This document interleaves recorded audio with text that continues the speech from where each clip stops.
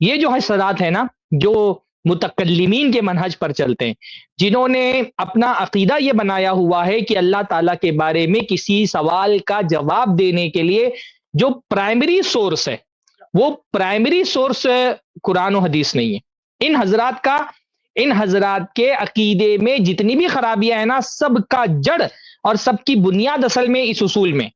کہ اللہ کے بارے میں اگر کوئی سوال کیا جائے تو اس کا جواب قرآن و سنت میں نہیں تلاش کیا جائے گا، اس کا جواب عقل سے تلاش کیا جائے گا. اور عقل سے بھی ان کی مراد کیا ہے؟ علم الکلام، کہ اللہ تعالیٰ کے سوال کا جواب علم الکلام کے ذریعے سے دیا جائے گا. عقل اللہ تعالیٰ کے بارے میں گفتگو کرنے والی بنیادی سورس ہے، قرآن و حدیث ثانوی ہے.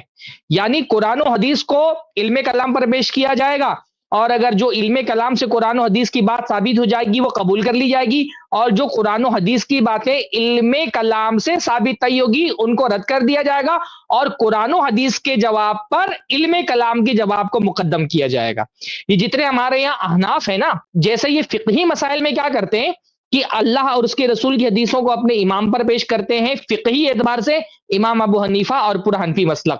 اور فقہی مسائل میں اگر قرآن و حدیث ان کے مسلک کے موافق ہے تو قبول کر لیتے ہیں، اور اگر قرآن و حدیث ان کے مسلک کے خلاف ہے تو رد کر دیتے ہیں. یہی معاملہ یہ عقیدے میں بھی کرتے ہیں،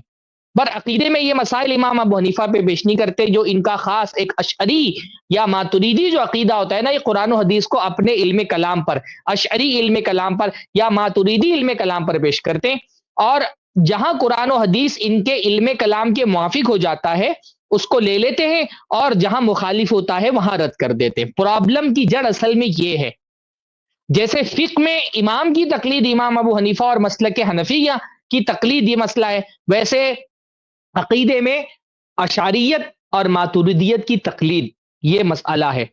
ورنہ یہ بات بالکل آپ کے سمجھ میں نہیں آئے گی کہ بھائی عین اللہ کے جواب میں اتنا گھماؤ پھراؤ کیوں ہے، یہ اتنا گھومنا پھرنا کیوں پڑ رہا ہے اس کو. اس کا جواب تو حدیث میں بہت صاف ہے. رسول اللہ نے پوچھا عین اللہ، اور جو جاریہ تھی اس نے کہہ دی ہوا فی السما، اللہ تعالیٰ بلندی پر ہے، آسمانوں کے اوپر ہے. تو اتنے آسان کا سوال جب حدیث میں اتنا آسان سوال موجود ہے، جواب موجود ہے،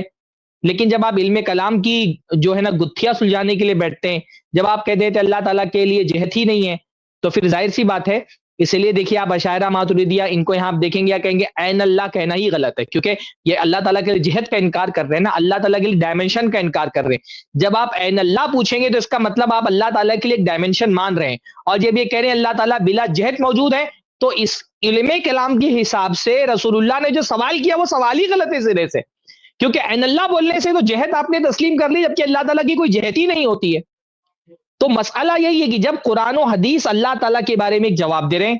اور علم کلام سے ایک دوسرا جواب آ رہا ہے، یہ جب ٹکراتا ہے نا، تو جو یہ مقلدین ہیں جو علم کلام میں عقیدے میں اشعری ہیں یا ماتریدی ہیں، جب ان کا ٹکراؤ ہوتا ہے تو یہ قرآن و حدیث کو چھوڑ دیتے ہیں. ورنہ اگر آپ علم کلام کو سائیڈ میں رکھ دیں تو عین اللہ اس سوال کا جواب ایک مسلمان کے لیے کوئی مسئلہ ہی نہیں ہے. یہ اتنا سادہ سا جواب ہے. میں نے کہا کہ آپ کسی چھوٹے سے اہل بچے سے بھی پوچھیں گے وہ بھی بتا دے گا عین اللہ، وہ بھی ہاتھ اٹھا کر کے کرے گا کہ اوپر اللہ اوپر ہے.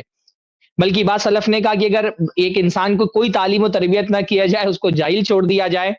اس کو قرآن و حدیث نہ سکھایا جائے، اور اس کے بعد جب وہ شعور کی عمر کو پہنچے اور اس سے بچے سے پوچھا جائے اللہ کہاں ہے، تب بھی وہ اس کو کوئی نہیں سکھائے گا، تب بھی وہ آسمان کی طرف اشارہ کرے گا. یہ اتنا واضح موقف ہے جو ہم کو حدیث سے ملتا ہے الحمدللہ. اس لیے آپ دیکھیں گے کہ جو لوگ یہ علم کلام کی گلیوں میں گھومے پھرے ہے نا، فلسفی کو کیسے، وہ ایک علامہ اقبال کا شعر ہے نا کہ عقل میں الجھے ہوئے ہیں اور سرا ملتا نہیں، تو فلسفی بیچارہ وہ الجھا ہوا ہوتا ہے.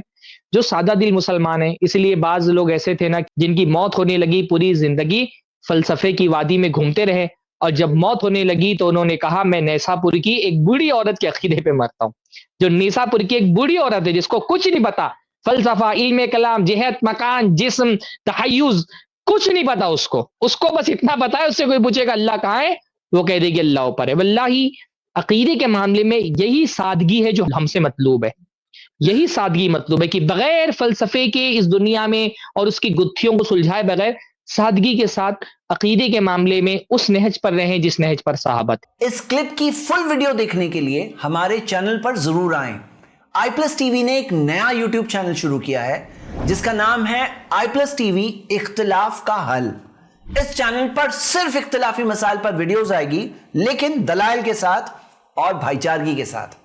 آپ کو میں دعوت دیتا ہوں کہ آپ بھی ہمارے اس چینل کو سبسکرائب کریں, ہماری ویڈیوز کو شیئر کریں اور نوٹیفیکیشن آئیکن کو آل سلیکٹ کریں تاکہ آپ کو ہماری ویڈیوز کا نوٹیفیکیشن مل سکے. جزاک اللہ خیر, والسلام علیکم ورحمۃ اللہ.